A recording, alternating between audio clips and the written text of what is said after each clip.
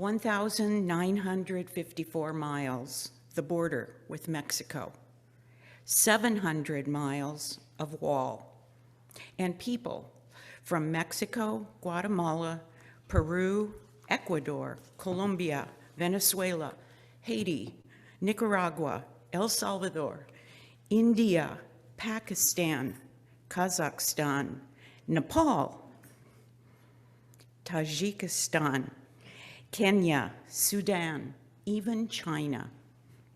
All are fleeing horrendous situations, and all are seeking asylum, a legal way to come into this country. They walk around the end of the wall, where it stops. 25 miles west of Nogales, they are brought by coyotes, people who charge them $2,000 to $6,000 a person to get them to that point. They come and sit along the wall by our port of entry in Nogales in a line on the Mexican side. They are waiting for a possible interview with the U.S. Customs and Border Protection agents to apply for asylum. This would give them a chance to go before an immigration judge somewhere in the U.S., most already have family here, to officially apply for asylum.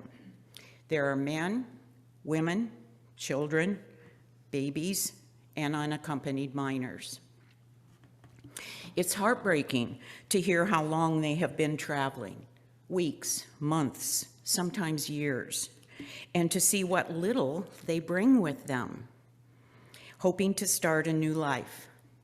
By the time they get to the border, they probably have one backpack, some wearing only socks or flip-flops because they've lost or worn through their shoes. And that's how they navigate the brutally steep, rocky mountains and cacti, the harsh brush, the dry, hot, cold area that separates our countries. They come in small groups, they come in families, from places they love and that they miss. Each person's life is important, as one can see in their eyes when they are greeted with caring hearts and helping hands. The encounters are brief, but for a moment there is a bond of humanity and love between neighbors. What do we hear at the wall? What stories emerge at the port of entry? Accounts of attacks on women in their hometowns. One woman showed me a knife scar on her throat. A wife of a husband who was shot and killed through the windows of his home while she and her young children were visiting relatives in Arizona on a tourist visa, and now they're terrified to go back. A brother and sister, she 20, he 18, who fled their little country town in the middle of the night with parents and two younger siblings because the controlling cartel had said that the son either work for them or the mother and sister would be taken as cartel women. They had already left a little town previously because the town had not voted the way the cartel, maybe I shouldn't mention this.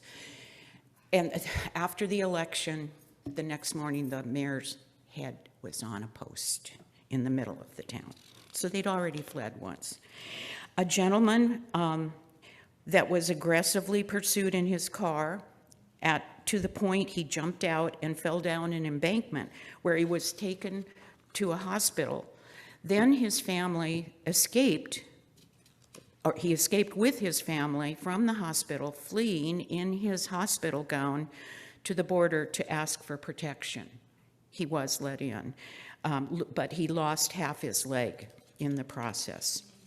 One sobbing Mexican woman who was approved to come across the U.S. to apply for asylum, only to have her husband denied and detained.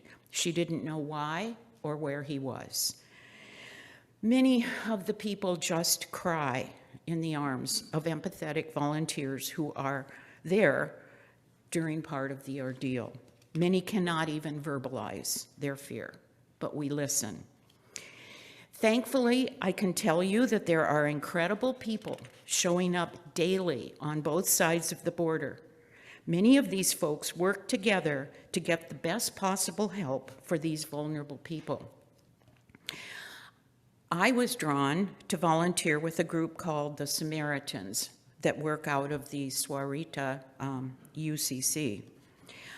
Volunteers try to be at the border as much as possible, in as many ways as possible. There are folks who drive for an hour to get to the wall at different times during the day.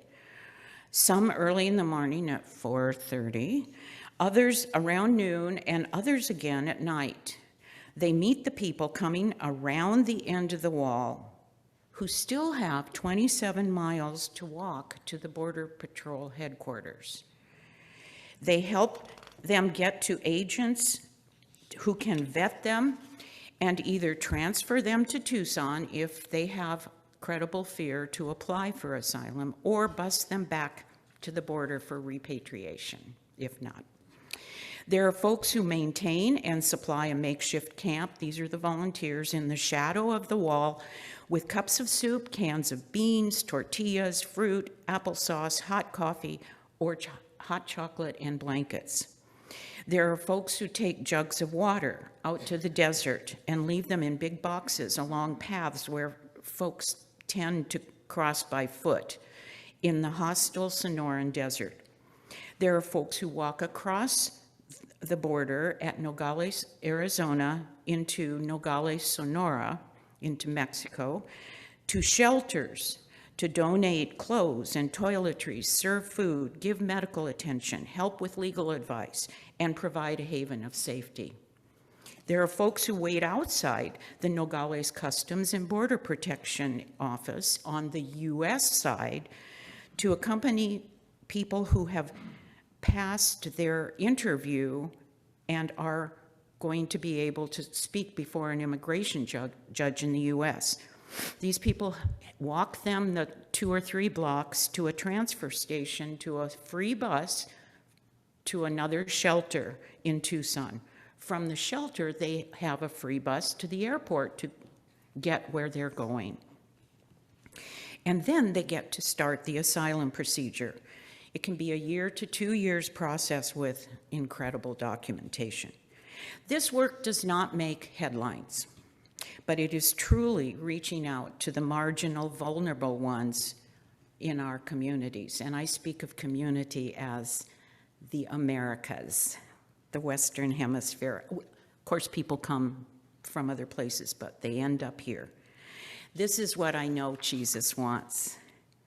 I see the hands and face of Jesus each time I go with volunteers to meet migrants, help, teach English, give out a granola bar, a smile, say vaya con Dios, hand out a few pages of coloring books and crayons, or a little hand-sized stuffed animal to children who've been through so much, not really understanding any of it.